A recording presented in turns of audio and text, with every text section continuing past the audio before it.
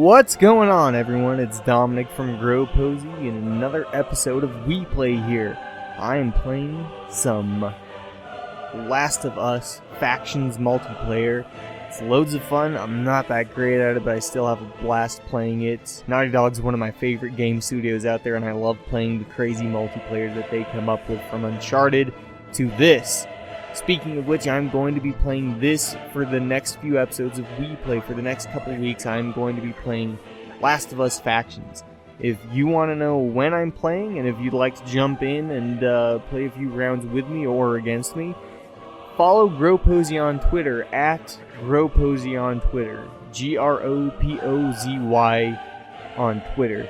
Now, if playing some fun multiplayer games with the founder of GrowPosy himself isn't enough incentive to follow GrowPosy on Twitter, how does free shit sound?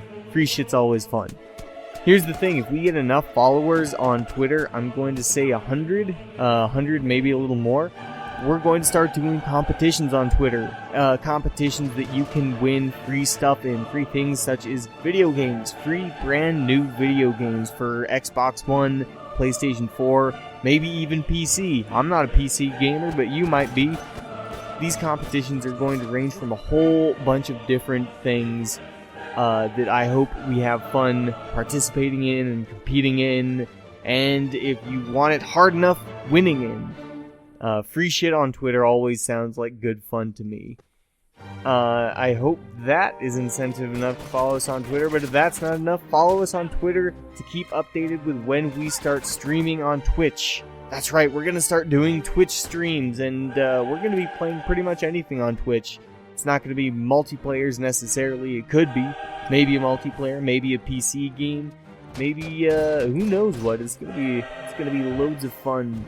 Loads of fun twitchiness there. I don't know where I'm going with that. But now for the rest of this video, you watch me play and fail pretty hard at Last of Us Factions. I thought I would do something a little bit different. I thought I would read you something recent in the news, something of today's news. I know it's a little different, but I thought I'd keep it fresh and do something a little bit unusual, a bit out of the ordinary. Let me know what you guys think of it.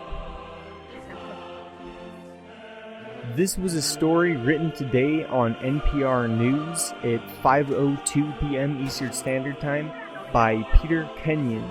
This story is in Turkey. A Kurdish conflict flares again.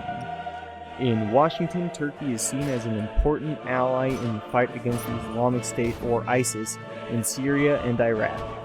But Ankara is also struggling to quell a resurgent conflict within its own Kurdish minority. Since last month, dozens of Turkish soldiers have been killed by roadside bombings and other attacks by the Kurdistan Workers' Party, or the PKK. Turkish forces regularly launch operations inside small, tightly knit Kurdish neighborhoods in the country's southeast. The escalation in violence has dashed recent hopes that 31 years of conflict between Turkey and the PKK had a chance of ending. In the town of Silvan, whole neighborhoods resemble mini war zones. Charred wrecks of vehicles destroyed during clashes last week die, and heaps of young boys pick over their blackened engines looking for copper to salvage.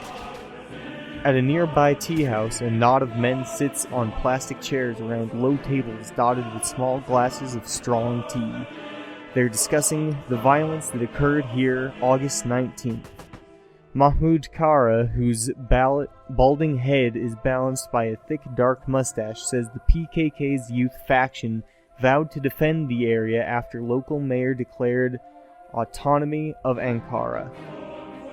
We first heard about the curfew at 1 a.m., so at that point we all knew it was coming. Basically, nobody slept that night, he says.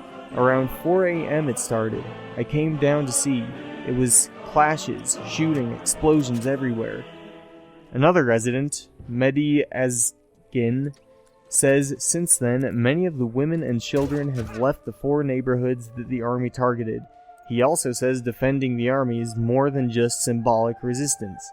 Kurds will keep on fighting, he says, until Turkey's President Recep Tayyip Erdogan resumes peace talks with the PKK leader Abdullah Abdullah Öcalan, who's been in jail since 1999 for treason. 100 years ago, Kurds fought alongside Turks when the nation's independence was at stake. But if the army wants to invade our homes, we will fight, says Azgan.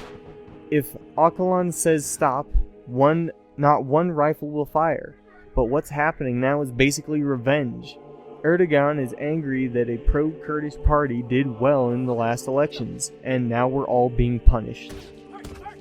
Turkish officials says it was the PKK that broke a 2-year ceasefire in July with a month-long campaign of attacks against security forces.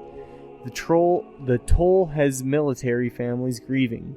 Occasionally, a family member will denounce the military campaign against the Kurds, but most of the families of Turkish servicemen blame the PKK for their losses, and analysts say Erdogan is hoping that feeling will spread to other voters before snap elections take place this fall.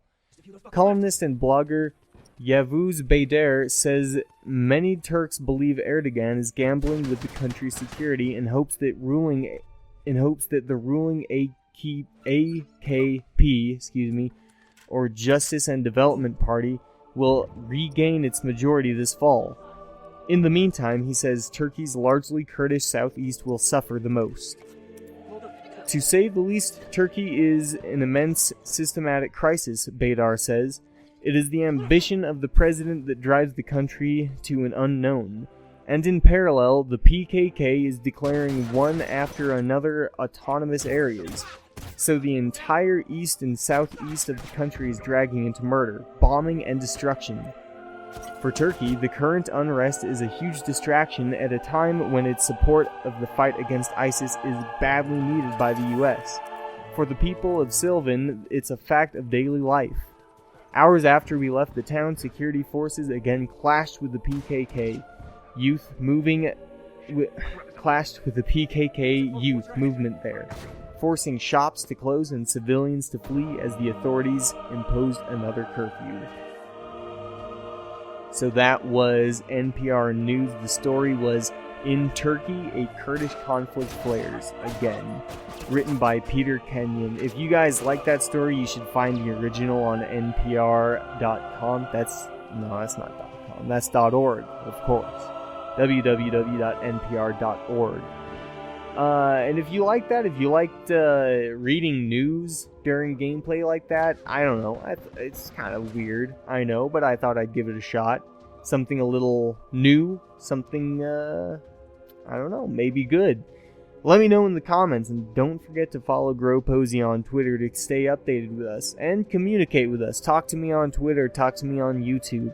I will respond, maybe. Maybe if you're good looking, I might respond, maybe. Don't forget to like and subscribe, and thanks for listening.